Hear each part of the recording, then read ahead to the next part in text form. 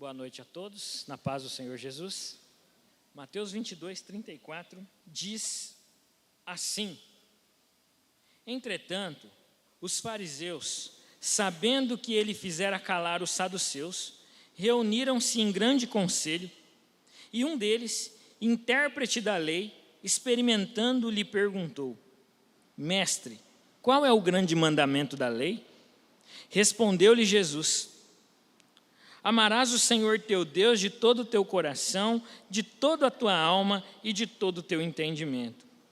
Este é o primeiro mandamento, o primeiro grande mandamento.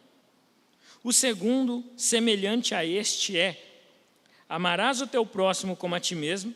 Destes dois mandamentos dependem toda a lei e os profetas. Obrigado, Pai. Teu servo, o presbítero Jorge, já orou por mim. E eu clamo a Ti mais uma vez: usa a minha vida, perdoa os meus pecados, as minhas falhas, as minhas transgressões, e que nenhuma das minhas muitas limitações seja empecilho para que o Teu Espírito Santo fale aos corações dos meus irmãos e das minhas irmãs nesta noite. No nome de Jesus, Pai, obrigado pela oportunidade e privilégio. Amém. Esses dias foi dia do amigo, né? É isso mesmo? Dia do amigo. Recentemente, acho que foi, sei lá, quinta, quarta, sexta, não sei, quarta, foi dia do amigo. E o dia do amigo é um dia, assim, muito especial. Nós tivemos, na nossa igreja, duas grandes confraternizações, uma das mulheres e outra dos homens, e foi realmente uma bênção a confraternização dos homens, na chácara do presbítero Alisson. E, como eu disse, o dia do amigo é uma data especial. E se você ainda não se perguntou o que é que o dia do amigo tem a ver com esse texto que eu acabei de ler, o dia do amigo tem uma coisa em comum com esse texto que eu acabei de ler. A amizade pressupõe amor. A amizade é uma coisa tão simples, tão corriqueira, faz parte do nosso dia a dia. Mas a amizade verdadeira, ela só acontece quando os dois corações estão abertos um para com o outro, para assim desenvolverem uma amizade através de uma sintonia, através de coisas em comum ou não. Talvez, eu acredito que, assim como eu, você tenha alguns amigos que pensam absolutamente diferente de você e nem por isso vocês deixam de ser amigos. O que importa na amizade não é se as opiniões elas estão de acordo, mas o que interessa numa amizade é se há uma disposição do coração de amar o seu amigo verdadeiramente. Isso é o que mais importa numa amizade. E por que eu estou dizendo isso para vocês?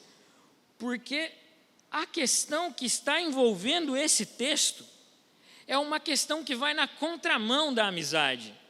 Por quê? Porque os estudiosos da lei, os fariseus, eles estavam preocupados com o grande, com a questão do maior. Qual é o maior mandamento? A amizade é uma coisa tão simples, que está no dia a dia, que está no ordinário, é uma coisa que acontece tão naturalmente. E na Bíblia nós percebemos que essa questão envolvendo o maior é muito presente. Todos nós temos interesse em saber qual é o maior, quem é o melhor. Todo ano tem aí concurso em Maringá para ver qual é o melhor estabelecimento disso, daquilo. Tem concurso a nível mundial para saber quem é o melhor jogador de futebol do ano. Tem até algumas pesquisas no Instagram e outras redes sociais para saber quem é o melhor pregador do Evangelho do Brasil atualmente. Meus professores lá do mestrado, alguns deles são citados aí como dos maiores pregadores do Brasil. Um deles estava contando isso, dois na verdade, o Felipe Fontes e o Weber Júnior estavam contando isso para a gente lá na sala e colocaram nós dois lá na lista dos maiores pregadores do Brasil. Nós estamos interessados demais em saber das coisas grandes, o que é grande nos atrai.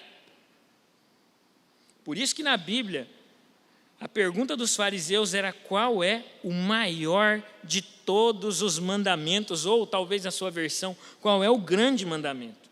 Na Bíblia nós também vemos Jesus falando, por exemplo, sobre o maior dos profetas. Nós vemos os discípulos perguntando para Jesus, quem vai ser o maior no reino dos céus? Nós vemos também o próprio Jesus dizendo que aquele que o maior é aquele que serve, e que aquele que quiser e desejar ser o maior tem que servir. Jesus também fala dos primeiros que serão os últimos, dentre outras coisas mais. Por fim, eles perguntam a respeito de qual era o maior dos mandamentos. E o que me chama a atenção é que a resposta de Jesus, ela é uma resposta que não se preocupa do mesmo jeito que os fariseus estavam preocupados com o maior. Jesus dá uma resposta que mostra que ele está interessado não naquilo que é maior, mas naquilo que é essencial. Olha a diferença. Uma coisa é algo ser o maior, outra coisa é algo ser o essencial. Essencial é aquilo sem o qual uma coisa não é aquilo que ela realmente é. Deu para entender, né? Jesus está preocupado com a essência das coisas. Só que os fariseus estão preocupados com o maior. E às vezes o que é o essencial escapa da nossa visão. Por isso a pergunta que motiva todo esse diálogo é: qual é o grande mandamento? Mas qual seria então o interesse dos fariseus acerca de qual era o maior dos mandamentos? Por que eles estavam fazendo isso? Gente, presta atenção aqui. Você que é bom de conta, fica atento aí, Jéssica.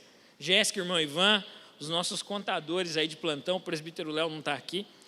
O sistema dos rabinos, eles tinham 613 mandamentos.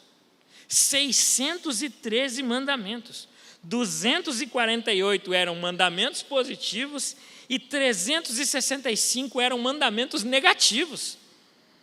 O mandamento positivo é aquele, vá e faça alguma coisa. O negativo é aquele, não faça isso, não matarás, não. E os fariseus, eles interpretavam a lei e criaram, então, 613 mandamentos. Olha que loucura isso. Qualquer pessoa se perderia facilmente no meio dessa quantidade de mandamentos, de ordens e de leis, dentre outras questões a mais. E Jesus, se você prestar atenção, dá uma olhada aí na sua Bíblia, no versículo 15 do capítulo 22. Se você prestar atenção na sequência, Jesus ele está diante de 3 grandes ataques. As pessoas chegam até Jesus e fazem perguntas para o experimentar, a fim de que ele dê alguma resposta para que ele seja acusado. A primeira pergunta, ou a primeira questão que Jesus é submetido é sobre a questão do tributo. Uma questão que também é levantada para encurralar Jesus. E a segunda questão que Jesus é submetido é a questão da ressurreição. Você conhece a passagem, não vou me detalhar. E a terceira ocasião em que Jesus também é experimentado é essa que nós estamos trabalhando, que eu vou pregar para vocês e vou expor para vocês acerca dos mandamentos. Os fariseus e os religiosos tentaram a todo custo armar uma arapuca para Jesus. Você que é do sítio, como eu, lá da região de Grandes Rios, você sabe o que é uma arapuca. Uma arapuca é uma armadilha. Os fariseus estavam tentando encurralar Jesus, armando para ele uma arapuca, para que ele pudesse então dar uma resposta considerada errada, para que ele pudesse se comprometer e para que ele pudesse de repente ser acusado e também ser morto. Por isso que a pergunta ela é feita nesse tom. Não é uma pergunta que visa a glória de Deus através da explicação de Jesus, não. É uma pergunta feita para que Jesus respondesse e ele fosse acusado de alguma coisa através de uma fala errada. A pergunta deles é muito boa, mas a motivação não é nada boa. Os religiosos estavam a todo tempo, você pode perceber isso nos evangelhos, eles estavam experimentando Jesus, fazendo perguntas para Jesus e expondo Jesus a questões para o acusarem. Lembra da mulher pecadora? Aquela que estava para ser apedrejada? A mulher adúltera, melhor dizendo? Jesus é levado lá, ele nem estava na ocasião, ele é levado lá, porque as pessoas que fizeram aquelas perguntas estavam interessados em que ele desse uma resposta para poder acusá-lo. Alguns críticos da fé cristã atacam o atributo de Deus que é o amor. Eles dizem e eles entendem, segundo o seu pensamento vão, as suas vãs filosofias, eles entendem que quando Jesus diz: amarás o Senhor teu Deus de todo o teu coração, de toda a tua alma, de todo o teu entendimento, quando o evangelista João diz que Deus é amor, quando ele diz que Deus perdoa pecados, essas pessoas que atacam a fé cristã, elas estão tratando, segundo o seu vão entendimento, que o amor de Deus seria uma fraqueza. E às vezes isso é retratado nos filmes, na televisão, como se o amor fosse uma coisa ruim. Alguém aqui já viu isso? Como se o amor fosse uma fraqueza, como se o amor de Deus fosse um defeito na sua pessoa. Irmãos, isso é uma grande blasfêmia ao Deus Trino e Santo. Porque o amor de Deus, ele jamais pode ser entendido como uma fraqueza. O nosso amor, o amor que nós nutrimos às vezes por alguém, namorado, esposo, esposa, filho, ele pode sim, em algumas ocasiões, nos levar a fraquejar, mas o amor de Deus não é assim, porque Deus é perfeito. E essas pessoas atacam o amor como se ele fosse um defeito. Ao contrário disso, irmãos, o amor de Deus é a sua perfeição. O amor de Deus é quem ele é, porque João diz que Deus é amor. Mas é verdade que o amor ele nos expõe e ele nos compromete com quem a gente ama. É assim, por exemplo, numa relação de casamento, nós nos comprometemos com quem nós amamos. Agora eu pergunto a você, quem nesse mundo, sendo crente ou não, é capaz de viver sem amar alguma coisa? Alguém aqui conhece alguém que vive sem amar nada? Todas as pessoas que vivem, mesmo não servindo a Deus, elas amam aquela causa que elas defendem. Elas amam o futebol, elas amam a política, a causa A, a causa B, a causa C, o carro. Ninguém nesse mundo é capaz de viver sem amar alguma coisa. E sabe por quê? Porque Deus nos criou para amar. Mas, depois do pecado, esse amor que o homem deveria direcionar exclusivamente a Deus, o homem pecador, ele redireciona esse amor para qualquer outra coisa. E quando eu digo qualquer, é qualquer mesmo. O homem pecador, ele deixa de amar a Deus e ele ama as coisas deste mundo. Ele ama uma ideologia, ele ama um objeto, ele ama o dinheiro, os bens, ele ama o sexo, ele ama a bebida, ele ama o prazer. As pessoas aí fora, sem a graça de Deus, elas redirecionam esse amor que Deus colocou em nosso coração e por causa do pecado, essas pessoas que ainda não foram redimidas, elas acabam amando aquilo que não deveriam, e é exatamente isso que o apóstolo Paulo fala em Romanos capítulo 1, versículo 20 e alguma coisa. Mas não há nada mais rebelde quanto amar outras coisas no lugar de Deus. Presta atenção nisso. Não há nada mais rebelde do que amar a Deus, mas amar outra coisa acima dele. Esse é o grande risco que nós corremos. Esse é o grande perigo da vida cristã. Às vezes nós até amamos a Deus, mas ele está ali, segundo plano, segundo lugar. Quando não, em terceiro, quarto, quinto, sexto, sétimo, oitavo, nono. A gente ama, tem uma lista de amores. Isso. Ah, Deus, não, verdade, tem Deus. Bota Deus lá no meio e se esquece que Deus exige de nós, os seus filhos redimidos, que nós o amemos acima de todas as coisas, de todas as pessoas, de todas as ocasiões, de absolutamente tudo, até mesmo mais do que a nós mesmos nos amamos. É por isso que eu entendi nessa passagem e quero compartilhar com você uma frase bem simples, que a essência do cristianismo é o amor. Esse é o tema da nossa mensagem, da mensagem dessa noite. O título é a essência do cristianismo e a mensagem central é que a essência do cristianismo é o amor. É isso que eu quero tratar com você. Basicamente isso. O texto começa nos dizendo que um deles, intérprete da lei, experimentando Jesus, perguntou: mestre, qual é o grande mandamento da lei? Respondeu Jesus: amarás o Senhor teu Deus de todo o teu coração, de toda a tua alma e de todo o teu entendimento. Primeiramente, nós precisamos entender que o amor de Deus, ele foi algo compartilhado conosco quando Ele nos criou. Deus nos deu uma capacidade da gente amar, certo? Mas o nosso amor, ele é uma resposta de algo que Deus primeiro fez em nós. Primeiro Deus nos amou, como diz João, nós o amamos porque Ele nos amou primeiro. Portanto, o nosso amor a Deus é uma resposta, Ele nos ama primeiro. Se Ele não nos amasse primeiro, a gente não poderia amar a Ele. Mas nós o amamos porque Ele nos amou primeiro.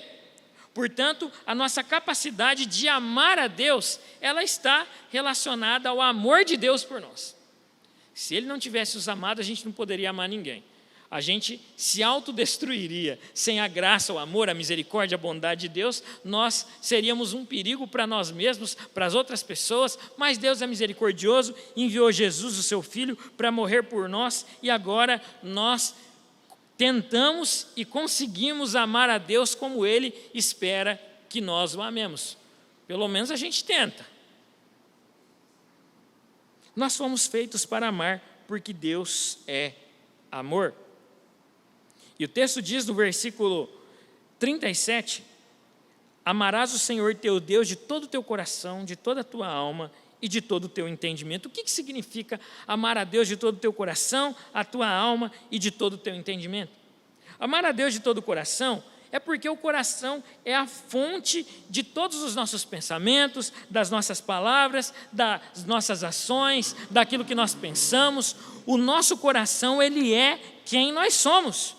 Ontem à noite no culto, eu preguei em Provérbios 27, 19, um versículo muito interessante que diz: como a água reflete o rosto, assim o coração reflete quem a pessoa é. E eu preguei nesse texto. Portanto, o nosso coração, ele é quem nós somos.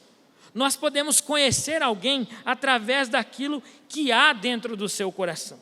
Por isso que nós precisamos amar a Deus de todo o nosso coração. E depois o texto diz que nós também precisamos amar a Deus com a nossa alma. A nossa alma é a nossa parte material. Alguns dizem que se refere às nossas emoções, a outros sentimentos que nós temos. E, por fim, o entendimento é a nossa razão, é a nossa intelectualidade.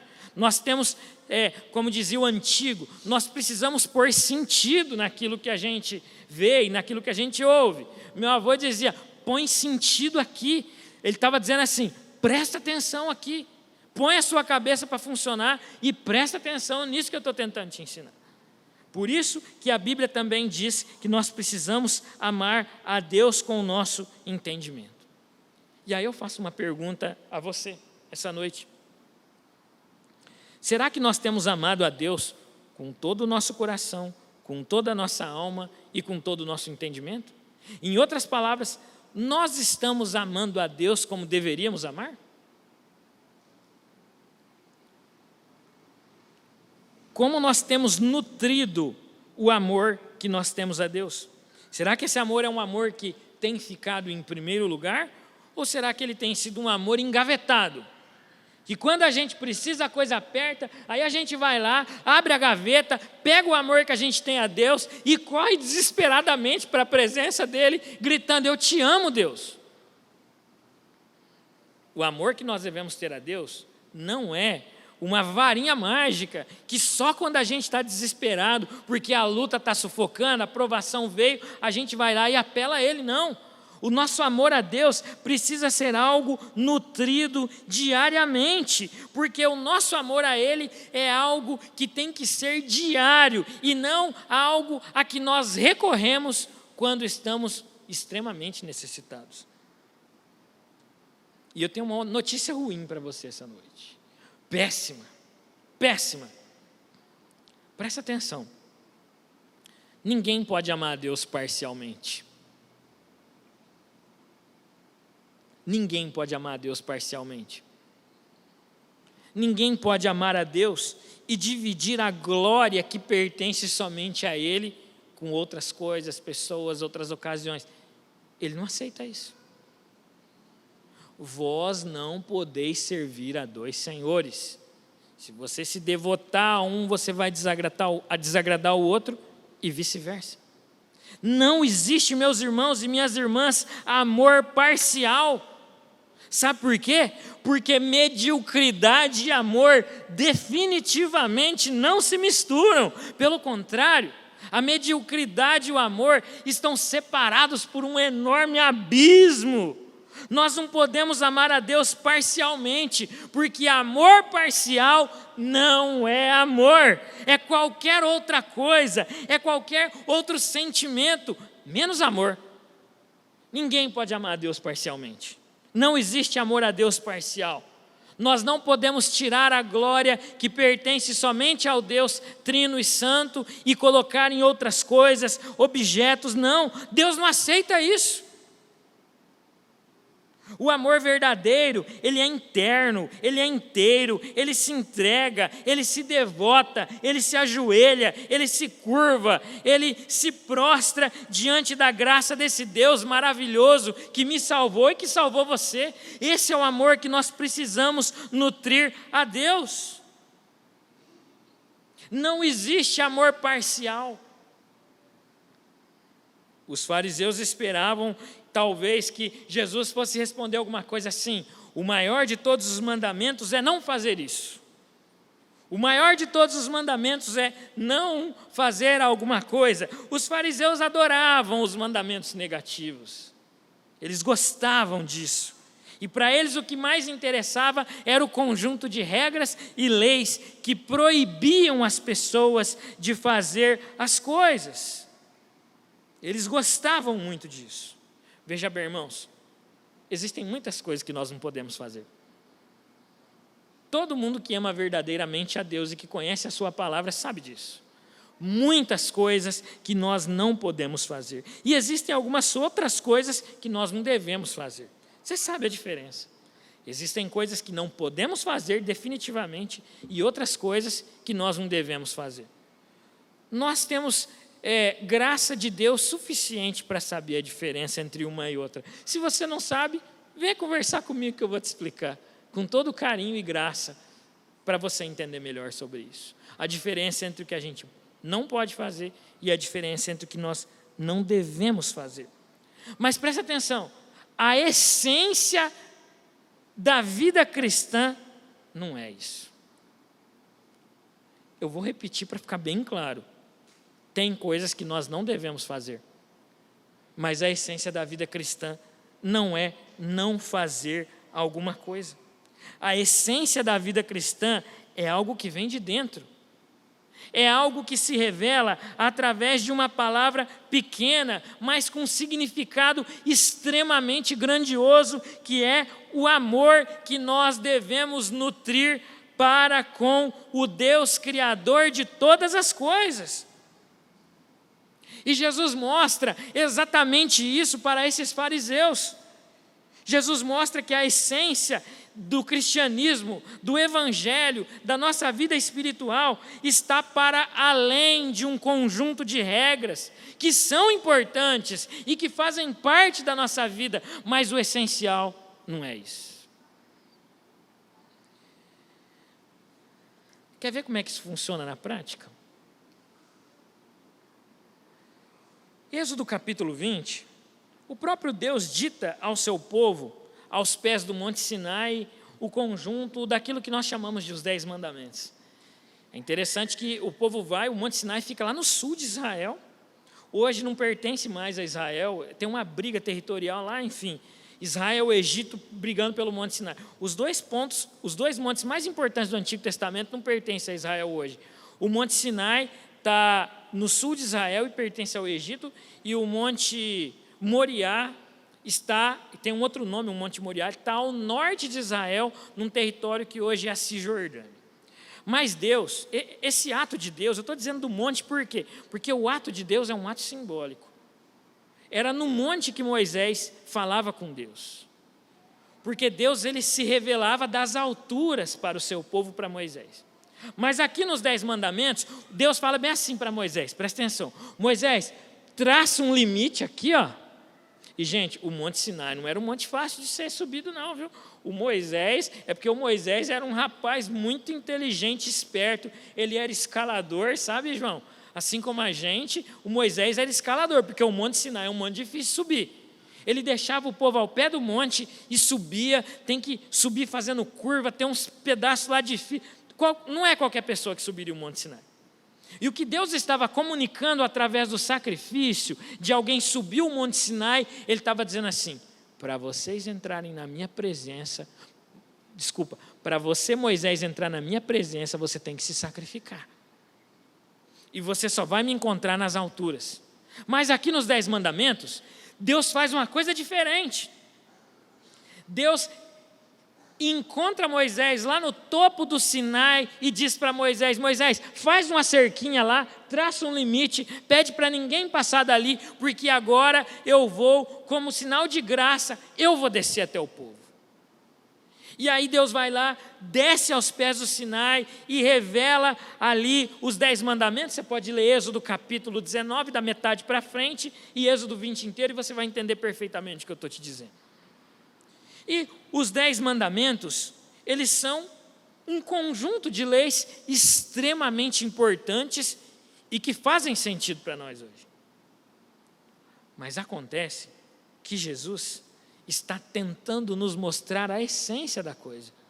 Em outras palavras, se você ama a Deus sobre todas as coisas e ao teu próximo como a ti mesmo, você não vai cobiçar o que não é seu.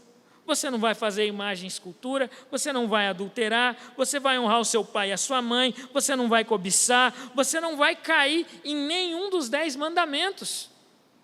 É isso que Jesus está nos ensinando através desta lei que Ele está explicando para esses fariseus.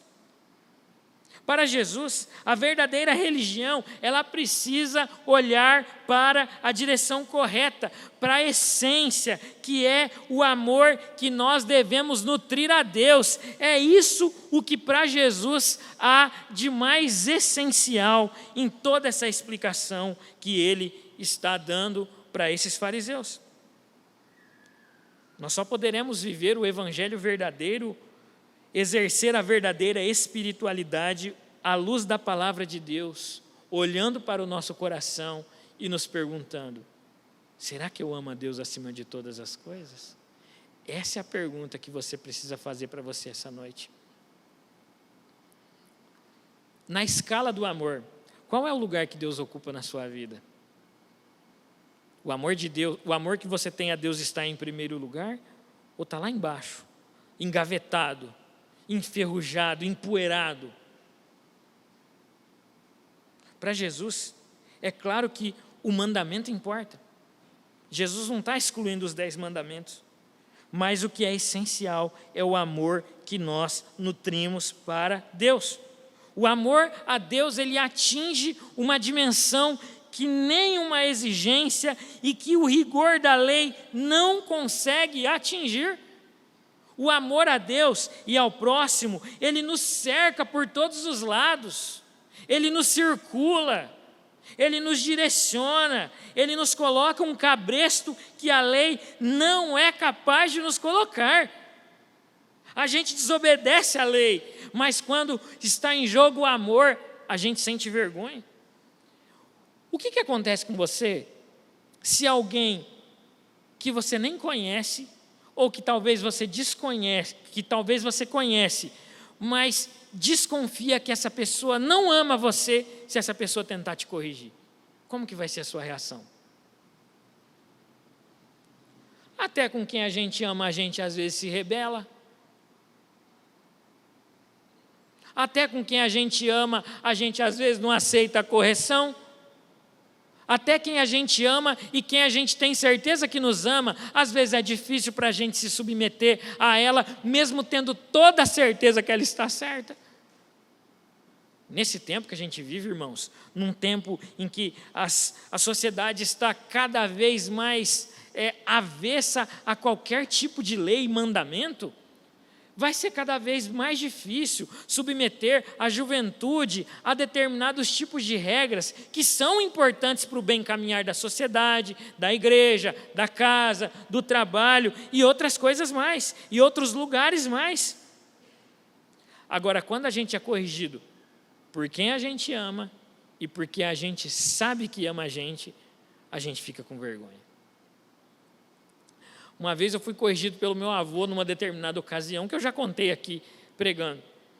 Eu sinceramente, eu acho que teria sido menos vergonhoso se eu tivesse sido levado para o conselho tutelar. Sabe por quê? Não é porque o meu avô ele apelou para o rigor da lei para me corrigir.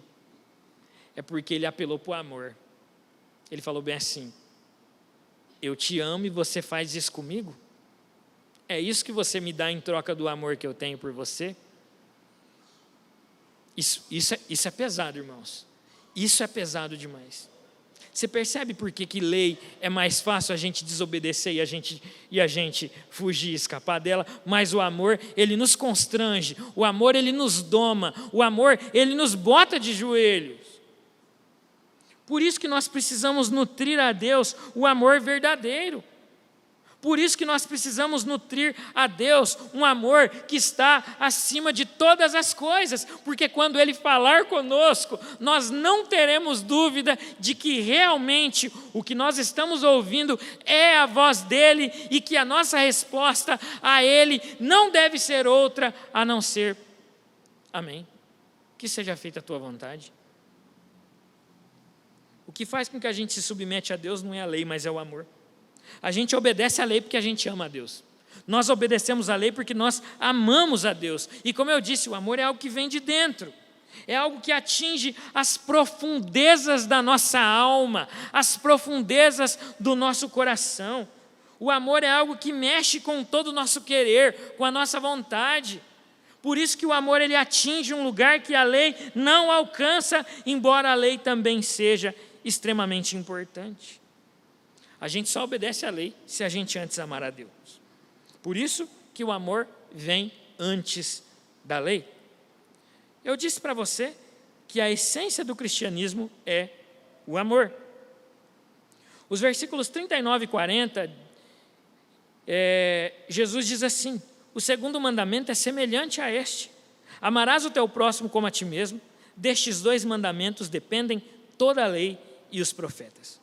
Esse amarás ao teu próximo como a ti mesmo é uma citação de Levítico capítulo 19, versículo 18, que diz assim: não procurem se vingar, nem guardem rancor de alguém, do seu povo, mas cada um ame o seu próximo como a ti mesmo, eu sou o Senhor. Jesus, ele recorre a Levítico para então, de certa forma, usar este versículo para mostrar que o amor ao próximo é algo que já estava lá na lei de Deus. Até aqui a gente estava bem. A gente estava bem, sabe por quê? Porque nenhum cristão em sua consciência duvida de que nós precisamos amar a Deus sobre todas as coisas. Saber que isso é uma verdade é relativamente fácil para a gente.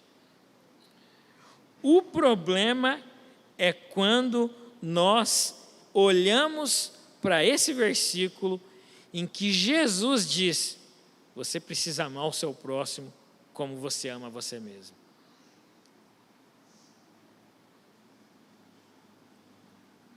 Agora o laço ficou um pouco mais apertado. Jesus diz algo extremamente difícil de ser praticado. Jesus diz algo extremamente difícil de ser processado pela nossa mente pecaminosa e pelo nosso coração rebelde.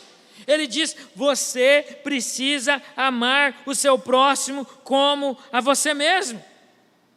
Aqui ele pega no ponto fraco de muitos de nós, sabe por quê? Porque nós somos egoístas. Nós somos egoístas, irmãos. Eu sou egoísta. Eu imagino que você também seja um pouco. Nós somos maus. Jesus diz, em uma passagem que eu vou citar daqui a pouco, que do nosso coração ou do nosso interior procedem os maus desígnios. Um monte de coisa ruim que eu já vou mostrar para você. Nós somos egoístas, nós somos maus. Nós pecamos em pensamento, nós pecamos em ações, nós pecamos contra o nosso próximo, que Jesus diz que nós devemos amar através de palavras, através de atitudes. Mas Deus não é assim. O texto de 1 João, capítulo 4, versículo 8 diz: aquele que não ama não conhece a Deus, porque Deus é amor. Eu vou repetir. Aquele que não ama não conhece a Deus, porque Deus é amor. Esse versículo de João não diz que Deus tem amor. Diz que Deus é amor. O amor é a essência do Deus uno, santo e trino. Por isso que João diz que Deus é amor e não diz que Deus tem amor. É claro que se ele é porque ele também tem. Nós amamos a Deus e a gente tem um pouco de amor também. Mas nós não somos essencialmente bons e amorosos como Deus é. Um dia nós seremos transformados e seremos, mas hoje nós não somos assim. Nós somos maus, egoístas, pecadores, rebeldes. O nosso coração vira constantemente as costas para o nosso irmão. Assim procedendo, nós estamos também virando as costas para Deus. E Deus nos ama. E esse versículo que eu li para vocês, aqui do texto que está sendo exposto, nos mostra que porque Ele nos ama, nós também nos amamos e nos amando, nós também precisamos amar o nosso próximo. E não é um amor de qualquer jeito, viu? Não é que a gente precisa amar o nosso próximo, sabe, com amor meio snob, um amor que despreza, um amor que ignora. Não é esse amor. Nós precisamos amar o nosso próximo como nós nos amamos a nós mesmos. Isso é difícil. Somente uma mente transformada e um coração totalmente sujeito ao Espírito Santo de Deus é capaz de fazer e de praticar esta verdade.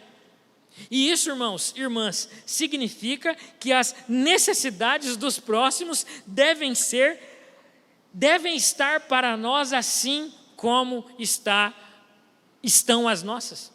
Eu não estou dizendo que nós temos que amar o outro com o amor banana. Sabe aquele amor banana? Aquele amor molenga? O amor de Deus não é assim. E o amor que Deus exige de nós também não é um amor banana, um amor molenga. É um amor verdadeiro, mas o amor também pressupõe firmeza. Certo? Amor também pressupõe firmeza. E isso é bem claro quando você educa o seu filho e corrige ele. Por que você faz isso? Pelo mesmo motivo que Deus também nos corrige, porque Ele nos ama, porque você ama seu filho. Por isso que você diz para ele: filho, você vai ser punido porque você fez isso aqui errado. Eu vou te punir, você vai sofrer a consequência do seu erro. Nós fazemos isso porque nós amamos os nossos filhos. Abra sua Bíblia comigo em Romanos capítulo 13.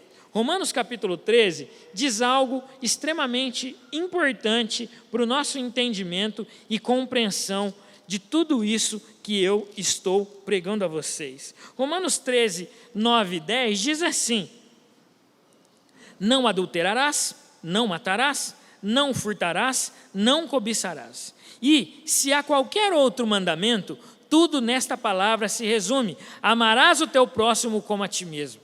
O amor não pratica o mal contra o próximo, de sorte que o cumprimento da lei é o amor.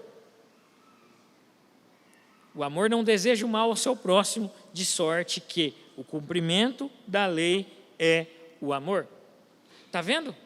Como o amor ao próximo é algo essencial a todos nós. E um outro texto que eu peço para você abrir a sua Bíblia é em 1 João, capítulo 4, versículos 19 e 20. 1 João 4, 19 e 20, diz assim: no amor não existe... Desculpa, eu estava lendo 18. Nós amamos porque Ele nos amou primeiro.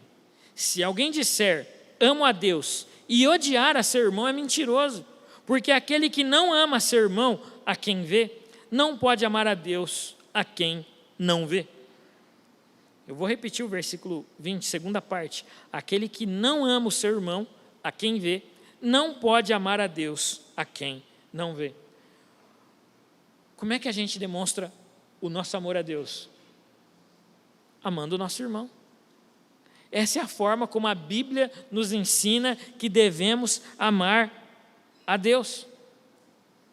Quando nós amamos o nosso irmão, nós estamos cumprindo a exigência sem a qual o apóstolo João olha para nós e diz: vocês são mentirosos. Se vocês dizem que amam a Deus, mas não amam o irmão de vocês, vocês são mentirosos.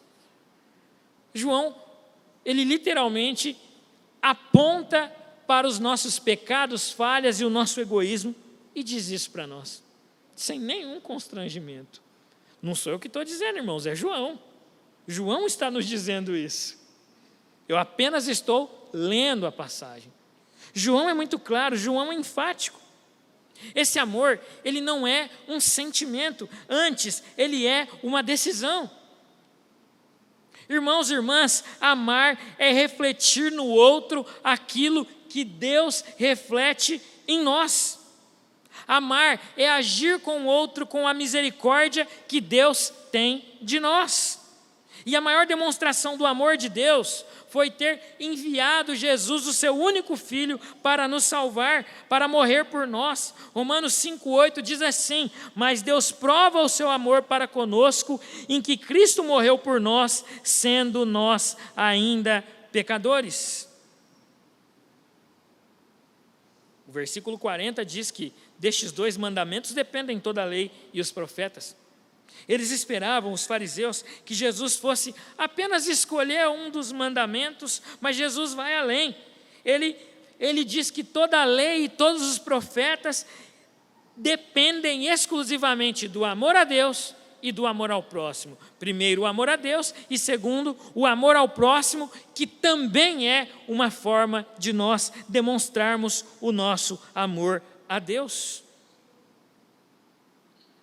Você se lembra de uma passagem da Bíblia que está em Mateus capítulo 19, um pouco antes, volta aí um pouco, Mateus capítulo 19, versículo 16. É um jovem rico. Essa passagem é muito interessante, porque o jovem chega no versículo 17 perguntando a Jesus: o que eu preciso fazer para alcançar a vida eterna? E Jesus responde para esse jovem: se queres, porém, entrar na vida, guarde os mandamentos. E o jovem, sem nenhum constrangimento, pergunta para Jesus: quais? E Jesus responde: não matarás, não adulterarás, não furtarás, não dirás falso testemunho, honra teu pai e a tua mãe, amarás o teu próximo como a ti mesmo. E o jovem, ele responde a Jesus: mas Jesus, eu tenho observado tudo isso, o que me falta ainda? E Jesus responde a ele no versículo 21, se queres ser perfeito, vai, vende os teus bens, dá aos pobres e terás um tesouro no céu, depois vem e me segue. Sabe o que Jesus está tentando ensinar para esse jovem? Depois de receber a notícia de que o jovem era alguém que guarda os mandamentos, que é alguém que conhece a lei, Jesus diz assim para o jovem: já que você guarda tudo isso, vai lá e ama o seu irmão, se sacrificando e sacrificando todos os seus bens para ele, em prol dele, em prol do bem-estar dele. Você percebe como é que o amor é mais difícil de ser, esse padrão do amor é mais difícil de ser atingido do que o padrão da lei? O jovem responde com a boca cheia: tudo isso tenho observado. Mas Jesus, Ele não apenas quer que a gente cumpra a lei, Ele quer que nós vivamos o amor. Por isso Ele diz: vai e ama o seu irmão. Você ama o seu irmão a tal ponto de sacrificar os seus bens e o seu conforto por ele? Jesus pergunta indiretamente para esse jovem. E eu pergunto para você: o que tem te impedido de amar o seu irmão? Presta atenção numa coisa: amar o seu irmão não é apenas não ter nada contra ele. Não é isso que é amar o irmão. Amar o seu irmão é algo que é algo muito mais pesado do que apenas não ter nada contra ele. Não ter nada contra ele é algo necessário. Mas não é isso que é amar o irmão. É claro que talvez eu não saberia expressar e explicar para você como é que a gente ama totalmente o seu irmão, porque eu também não sei direito. Como é que eu vou te explicar uma coisa que nem eu sei o que significa? Como é que a gente vai definir o amor, irmãos? Eu não tenho essa capacidade, não. Mas amar a Deus não é não ter nada contra ninguém. Ah, você ama o seu irmão? Amo. Por quê? Porque eu não tenho nada contra ele. Cumprimento ele, dou a paz do Senhor. Isso é uma questão de educação, não é amor, não. Dar a paz do Senhor é educação. Não é isso que demonstra se a gente realmente ama efetivamente alguém. Tem alguma coisa que tem te impedido de amar o seu irmão? Falta de tempo? Talvez a soberba? Talvez a falta de perdão? Talvez o seu coração está endurecido em relação a isso? Para amar o seu irmão, não basta apenas não matar, não basta apenas não ter imagens e esculturas, não basta isso. Jesus quer que nós amemos o nosso próximo como a nós mesmos. E isso é muito mais profundo do que apenas não matar, não roubar, não isso, não aquilo outro. Não é isso. 1 João 4,20 diz: se alguém ama a Deus e odeia o seu irmão, é mentiroso. Eu sei que eu já li esse texto. Grava isso no seu coração. Se alguém diz que ama a Deus e odeia o seu irmão, é mentiroso. Agora eu li uma outra versão só, mas é o mesmo texto. É João que nos diz isso. Quem não ama o seu irmão ao qual viu, como pode amar a Deus a quem não viu? Nos pergunta o apóstolo João. Nós devemos amar o nosso irmão, sabe por quê? Porque ele é a imagem e semelhança de Deus, assim como nós, assim como eu e assim como você. Ele é igual a nós, ele é imperfeito, ele é pecador, ele é rebelde, exatamente igual você e eu. Exatamente igual. Assim como você e eu, ele também tem a imagem e semelhança de Deus. Ele é imperfeito e falho. E Jesus, como eu te disse, ele não está apenas dizendo que nós precisamos não odiar alguém. Isso é um ponto de partida interessante. Não odiar alguém é algo bom. Mas para nós demonstrarmos o amor, nós precisamos de algo a mais do que apenas não odiar alguém. Interessante é que se você consegue amar o seu inimigo, ele deixa de ser seu inimigo. Quando você ama o seu inimigo, o seu perseguidor, ele deixa de ser o seu inimigo e passa a ser talvez alguma pessoa a quem você ora e intercede. A disposição do seu coração naturalmente muda quando você passa a amar o seu inimigo. Jesus diz, Mateus 5,44, eu, porém, vos digo, amai os vossos inimigos e bendizei os que vos maldizem, fazei bem aos que os odeiam e orai pelos que vos maltratam e vos perseguem, para que sejais filho do vosso Pai que está nos céus.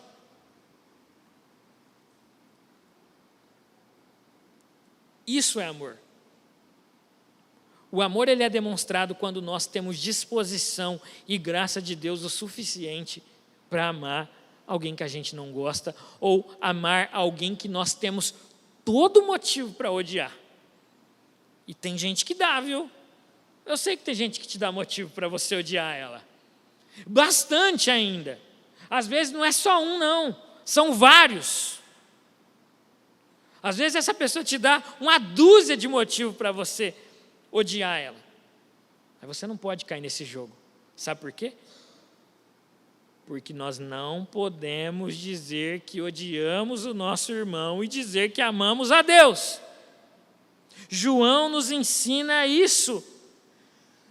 Meus irmãos, com que amor nós temos amado a Deus e com que amor nós temos amado o nosso irmão. Às vezes parece que tem crente que vive numa dualidade. Ela tem um amor a Deus, é um amor bonito, é um amor que faz, que trabalha, que se devota, mas e se tratando do seu próximo, é um amor que despreza.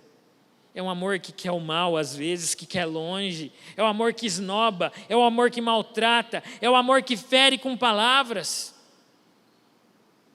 Nós precisamos amar o nosso próximo com o mesmo amor que a gente ama a Deus e não dividir o amor.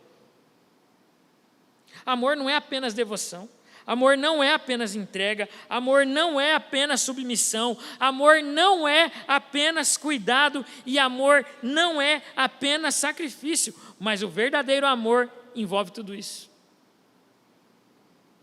Ninguém ama sem devoção, cuidado, sacrifício.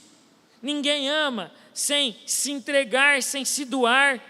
Ninguém consegue amar sem essas prerrogativas, essas características que eu acabei de citar para você. Por isso eu disse que o amor, ele nos cerca como nós jamais poderíamos ser cercados por qualquer outro tipo de situação e de circunstância. Como é que nós temos amado a Deus e como é que nós temos amado o nosso próximo? É com o mesmo amor ou são com amores diferentes? Às vezes aquilo que nós chamamos de amor, Deus pode chamar de desprezo. Perigo aí. Às vezes a gente acha que ama e Deus está olhando para a gente dizendo: você não sabe o que é amor. Isso não é amor. E concluindo, 1 Coríntios 13:13 diz: agora, pois, permanecem a fé, a esperança e o amor. Destes três, o maior destes é o amor. O texto aqui é bem claro, o apóstolo Paulo diz que o amor é maior do que a fé e também maior do que a esperança. Sabe por quê? Porque fé, como o presbítero João Paulo leu aqui, um texto muito importante, fé diz respeito àquilo que nós aguardamos. O texto de Hebreus 11:1 diz que fé é a certeza do que nós não vemos. Certo? Quando Jesus vier e nos levar para si, nós o veremos face a face. E se a fé é algo, diz respeito a algo que nós não vemos, quando nós estivermos face a face de Jesus, a gente não vai precisar mais de fé, porque nós estaremos diante do objeto último pela qual toda a nossa fé aponta e direciona. Por isso que Paulo diz que a fé é mais importante, quer dizer que o amor é mais importante do que a fé e do que a esperança. A fé, ela é necessária até a obra da consumação. Quando Jesus nos buscar e nos levar para Ele, a gente não precisa mais de fé, porque nós estaremos no último lugar, ou no lugar que nós ansiamos estar, e nós estaremos sim diante dEle. A esperança é a mesma coisa. Nós temos esperança que Cristo vai voltar, e quando isso acontecer, a nossa esperança se finda, ela termina. Sabe por quê? Porque a finalidade da nossa esperança é Jesus. Ao contrário disso, o amor é algo que está presente hoje e estará presente quando Cristo nos buscar a sua igreja e nos levar para si. No céu nós continuaremos amando a Deus e amando o nosso irmão. E no céu a gente não vai precisar mais de ter fé, porque a fé a gente precisa para enfrentar as lutas desse mundo. A fé a gente precisa para continuar firme na presença de Deus, de tal maneira que sem fé é impossível agradar a Deus. Mas quando nós estivermos lá, nos novos céus e na nova terra, tudo será perfeito. Nós estaremos num lugar em que o pecado não estará mais presente. Nós seremos transformados, o nosso corpo será transformado, a nossa mente será totalmente transformada. E lá nós apenas precisaremos desfrutar e gozarmos eternamente da presença de Deus, porque Deus é amor, e lá sim nós continuaremos amando, nos devotando a Deus e amando o nosso irmão. Com que amor você tem amado a Deus? E com que amor você tem amado o seu irmão?